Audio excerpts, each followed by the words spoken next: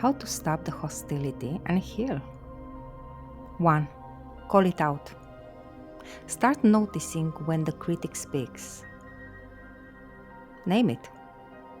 Don't let it blend in with your voice. Say it out loud. That's not me. That's the critic talking. You might want to give him or her a name. Awareness is the first step to liberation. 2. Speak to yourself like someone you love. Would you ever say to a child what you say to yourself? No? Then stop. Every day ask, what would I say to someone I love in this moment? And then say it to yourself. 3. Practice radical self-acceptance. You do not need to earn worthiness. You are already enough. The most powerful shift happens when you accept your flaws, your past, and who you are as parts of your beauty. Because we are all unique and beautiful, and we add value just by being who we are.